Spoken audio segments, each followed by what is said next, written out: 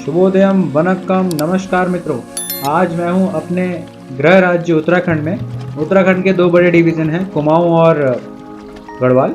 कुमाऊं को शास्त्रों में मानस खंड कहा गया है। तो मानस खंड में या पूरे उत्तराखंड में अगर आप देखेंगे तो एक ही सूर्य मंदिर है और आज पूस मास का पहला रविवार भी है, तो इसीलिए आज हम लोग सोच रहे हैं वहाँ जाने की। जो कटारमल सूर्य मंदिर है इसके बारे में सारी जानकारी आपको मिलेगी, लेकिन मेरे द्वारा नहीं, हरीश सिंह बिस्ट के द्वारा, जो वहाँ के लोकल गाइड हैं, मंदिर को बहुत अच्छे से जानते हैं और कई सारी आपकी भ्रांतियाँ दूर करेंगे। जैसे मंदिर पे मुगलों ने आक्रमण किया, कत्यूरी राजाओं ने एक रात में बनाया, ये मंदिर कत्यूरी राजाओं ने बनाया, जो सारी की सारी मिथक हैं। तो सत्य क्या है, अगर आपको ये जानना है तो आप थोड़ी देर बने रहिए।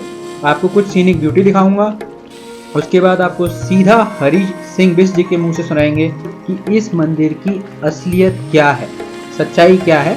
तो जानने के लिए बने रहिए, एंजॉय कीजिए और चैनल को सब्सक्राइब करना नहीं भूलिएगा। धन्यवाद।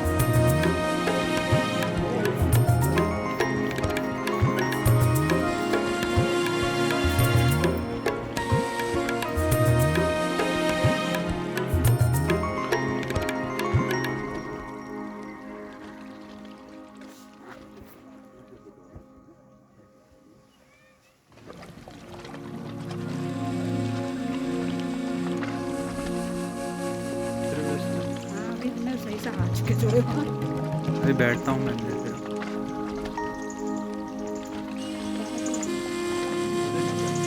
कोई बात नहीं।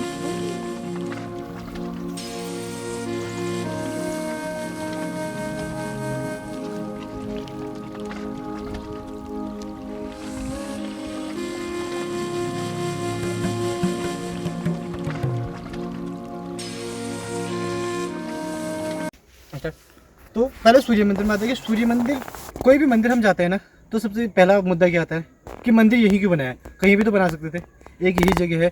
आप अल्मोड़ा बना सकते थे, पिथौरागढ़ बना सकते थे, रानीखेत बना सकते थे, कहीं भी बना सकते थे। उससे पहले हम छोटा सा उत्तराखंड का जानते हैं। उत्तराखंड दो हिस्सों में बटा है, पहला कुमाऊं और दूसरा गढ़वाल। ठीक, अब जो कुमाऊं है मानसखंड और गढ़वाल है केदारखंड। दोनों मानसखंड और केदारखंड में बचे हैं। और सबसे बड़ी बात आती है कि इतिहास की। अब हमें इतिहास कैसे मिलता है? इतिहास में बस दो ही चीज़ों से मिलता है। एक जो हमारे वेदों में या पुराणों में लिखा गया है, चाहे वो गीता हो, रामायण हो या फिर कोई भी ग्रंथ हो, ठीक है ना, उसमें लिखा गया। और जो दूसरा इतिहास है वो है किसी इंसान के द्वारा लिखा गया, या तो कोई इतिहासकार हो या फिर कोई आर्कोलॉजिस्ट हो, ठीक है। तो हम सबसे पहले बात आती है कि इस मंदिर को आपने पढ़ा होगा, इसको बटादित्य भी कहा जाता है। बटादित्य, अब बटादित्य क्यों कहा जाता है? देखिए, हमारी संस्कृति में ना एक बहुत अच्छी बात है कि नारी पहले से सम्मानित थी। आज हमको कहते हैं कि नारी सम्मानीय है, तो हमारी संस्कृति में नारी सम्मान्य बहुत पहले से थी। जैसा आप लोग आए हो, आपने एक चीज़ सुना होगा, शक्ति के बिना शिव शव है। आपने शिव पुराण सबने सुनी होगी, ठीक ना। उसमें स्पष्ट लिखा है शक्ति के बिना शिव शव है। लेकिन उसी ही शिव पुराण में एक और बात स्पष्ट लिखी गई है, जिसको शिव कहते हैं कि शक्ति को शिव की जरूरत नहीं है। पूरी प्रकृति को जन्म देने के लिए उसको शिव की जरूरत नहीं है। आप पढ़ोगे, हम शिव शक्ति पढ़ते हैं, हम राधे श्याम पढ़ते हैं, हम सीताराम पढ़ते हैं, हम पहले ही स्त्री को रखते हैं। तो स्त्री सम्मान्य तब भी थी, ठीक। तो वो आ जाते हैं। देखिए, इसका हमको भाषा टीका के मानस खंडी के 18वें और 21वें अध्याय में मिलेगा इसका वर्णन, जो मैंने आपको अब बताया। ये क्यों बताया आपको फिर समझ में आएगा कि जब स्टार्ट हुआ था, जब हमारी पृथ्वी का उद्गम हुआ था, माँ कालिका को सब पहचानते हैं, जिन्होंने महिषासुर को मारा था। महिषासुर बहुत बलशाली राक्षस था। उसके दो सेनापति थे, एक सुग्रीव, दूसरा कालनेमी। अब तीनों ने क्या किया? शिव आराधना की, है ना। जब तीनों ने शिव आराधना की तो शिव जी से वरदान मांगने की जब बात आई, तो जो महिषासुर और सुग्रीव थे, ये बड़े बलशाली था और बड़ा घमंड था इनको, और ये औरतों को तुच्छ समझते थे। तो इन्होंने क्या मांगा वरदान कि हमारी जो मृत्यु है ना किसी औरत के ही हाथों। वो ये सोचते थे पुरुष हमको मार सकते लेकिन औरत तुच्छ समझते थे। लेकिन कालनेमी ऋषि मुनियों के संग रहता था। तो जैसे आगे सामने कालीमठ है ना, तो इसी एरिया को उसका गढ़ माना जाता था। तो वो ऋषि मुनियों के संग रहता था, तो उसको पता था कि काली का अवतार होने वाला है। अब जब काली का अवतार होने वाला है, देखिए कहने की बात नहीं, जब किसी औरत का उसका बेटा मर जाए, उसको कोई संतान मर जाए ना, तो उसको दुख होता है, वो जिंदगी भर उस दुख में जीती है। लेकिन अगर उसका सुहाग उजड़ जाए ना, तो उसकी दुनिया उजड़ जाती है। तो कालनेमी को ये पता था काली को रोकने के लिए शिव को भी अपना शव रूप धारण करना पड़ेगा, उनके सामने लेटना पड़ेगा। तीनों त्रिदेव की शक्ति मिलकर भी उनको नहीं रोक पाएगी, वो सिर्फ तब रुकेगी क्योंकि जब शिव शव बन जाएंगे, क्योंकि उनका पति मर चुका होगा एक तरीके से। तो वो कहता है काली का तो इतनी बलशाली है, तो मैं कुछ और वरदान मांगता हूँ। तो उसने वरदान क्या मांगा, मेरी मृत्यु तभी संभव हो जब कोई भी, चाहे वो दैत्य हो, मनुष्य हो, गंधर्व हो या किन्नर हो, 9 के 9 ग्रहों को एक साथ बांध दे और अन्य कोई प्रजाति का आए और वो आके क्या करे, उनको मुक्त कराए। और सूर्यदेव कुमार मेरी मृत्यु तब हो जब सूर्यदेव कहीं पर स्थापित हो, विराजमान हो अपने 9 ग्रहों के साथ, अपनी शक्ति के साथ। युग बीते, त्रेता युग आया। देखो कालिनी तो इस एरिया में आ गया, बच गया कालिका से, उसको पता था मैं लड़ नहीं सकता हूँ, वो लड़ने नहीं गया युद्ध में, वो भाग गया वहां से। तो युग बीते, त्रेता युग आया। त्रेता युग में रावण पैदा हुआ। एकलौता रावण ही ऐसा था जिसने 9 के 9 ग्रह बांध दिए थे एक साथ। ठीक, अब देखिए उसके बाद हनुमान जी, रावण राक्षस कुल का, जिनके पिता एक महान ऋषि, और वहीं हनुमान जी वानर कुल के। उसने 9 ग्रह बांधे, वरदान के अनुसार हनुमान जी आए, उन्होंने मुक्त कराया।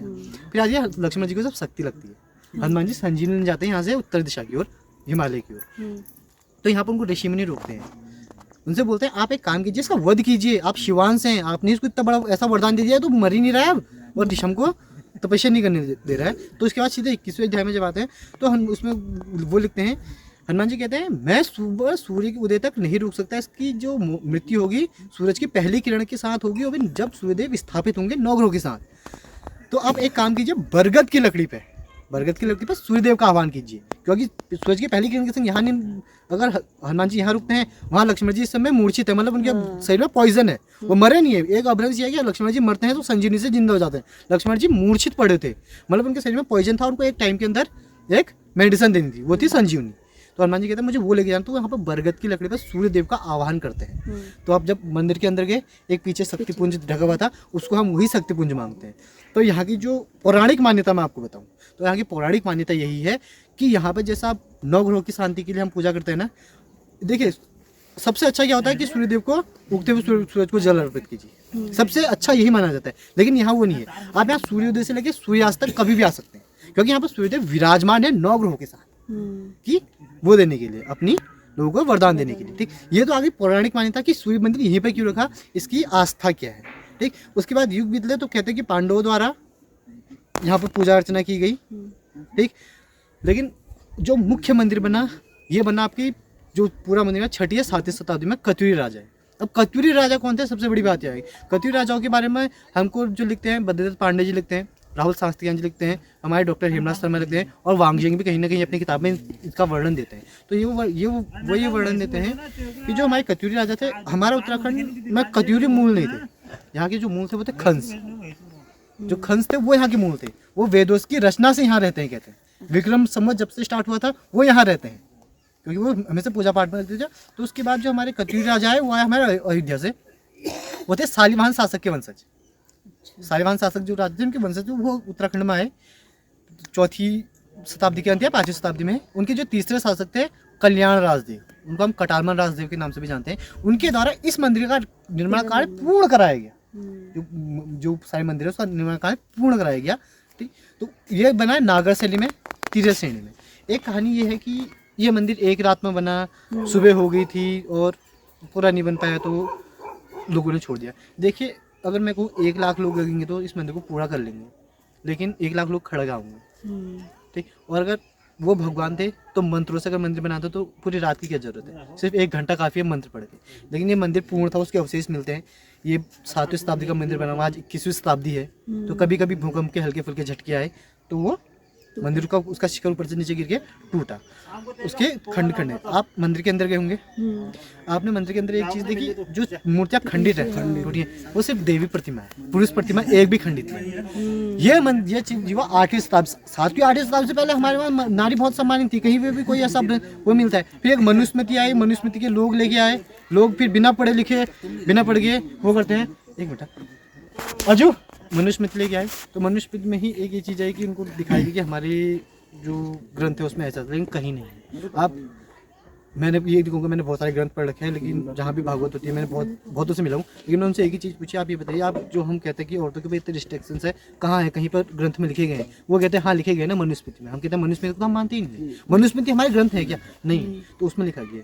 तो वही चीज़ जो खंडित हुई 8वीं शताब्दी का, जब पुरुष प्रधान हमारा समाज बना कि पुरुष मानिए, तो उसके बाद सिर्फ उस समय वो पुरुष जो नारी की मूर्तियाँ थी वो खंडित हुई, इसलिए पुरुष कोई भी खंडित नहीं है। और दूसरी चीज़ आती है कि इस मंदिर का शिखर मुगलों द्वारा तोड़ा गया कि वैसे तोड़ा नहीं, मुगल यहाँ कभी आए नहीं, उत्तर भारत हमारे उत्तराखंड में कभी भी मुगल नहीं आए। अब उसका मुख्य कारण क्या था?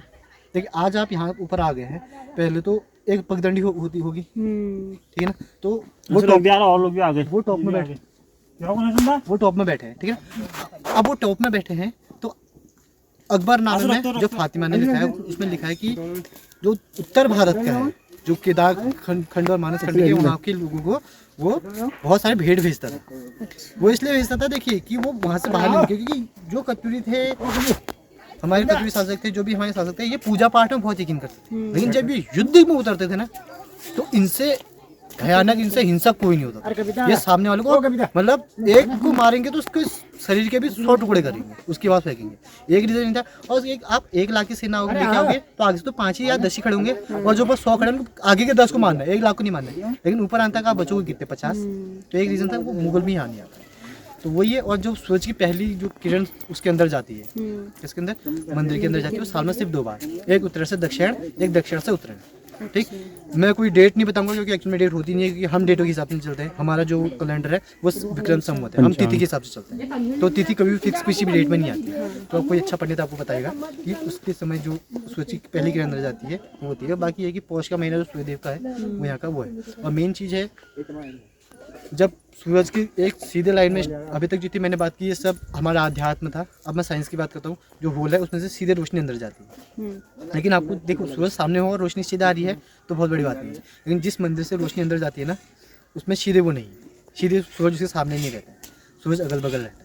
और अगल बगल से एटमॉस्फेयर में कोई रिफ्लेक्शन है कि सूरज की किरण अंदर जा रही है, तो वो साइंस है। और जहाँ पर हम जल देते हैं ना, अपने आप गुंबद देखा, उसको हम उसको उसकी चाबी कह सकते हैं कि पूरा मंदिर उस पर ही खड़ा है, आधारित है। क्योंकि उसको एक बार जो ऊपर का उसको हटा के जो नीचे की बेदी टाइप में उसको खोदा गया 5-5.5 फुट तक वो खड़ा था, तो उसका एक अर्थ ये निकाला गया कि इसको रहने दीजिए। हो सकता है कि पूरे मंदिर की आधारशिला इसी मट की हो। जैसे हमारा कोणार्क मंदिर था, कोणार्क मंदिर जब तक खड़ा था हमारे देश से मेटल के नाम पर समुद्र से एक टुकड़ा बाहर नहीं जा सकता था। लेकिन कहते हैं जयचंद हमारे देश में पैदा होते हैं, एक ने बताया कि तोड़ दीजिए इस मंदिर को, तभी आप मेटल लेके बाहर जा पाएंगे। हमारा मातृ मंदिर, हमारा जो सूर्यदेव का जम्मू एंड कश्मीर में था, वो क्यों तोड़ा गया? सिर्फ एक इस वजह से कि वहाँ सूर्यंतु घूम रहा है, वो 2.5 सेंटीमीटर रेडियस का एक मैग्नेट था, उसकी वजह से। और पूरा मंदिर जैसे ही टूटा, पूरा मंदिर धराशायी हो गया। तो उसका भी यही कंक्लूजन निकाला कि उस समय हमारे पास इतनी बड़ी आर्ट थी कि आज इंटरलॉक सिस्टम होने के बाद पूरा आगे का मंदिर खड़ा है।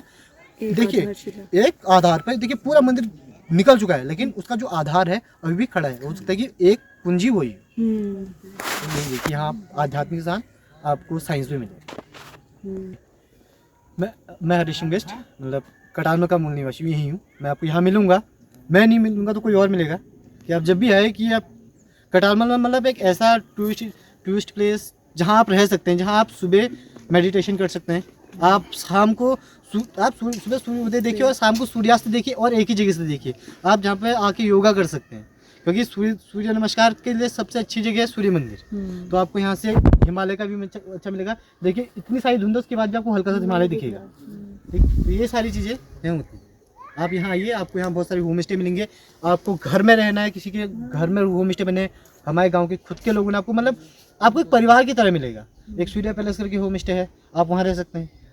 और एक दो हमारे होम स्टे हैं, एक और है जिसको हमारे राहुल भाई चलाते हैं, वो होते हैं। आप आ सकते हैं, आप यहाँ की रूम के बारे में पूछ सकते हैं। यहीं पे आके आपको रहने के एकदम घर का माहौल मिलेगा। ये नहीं कि आपको होटलों का खाना मिलेगा, आपको जायका में जो मिलेगा वो भी घर का मिलेगा। एकदम घर में, आपको घर में अपनी फैमिली की तरह रखा जाए। ठीक है, धन्यवाद दादी। थैंक यू भैया। है।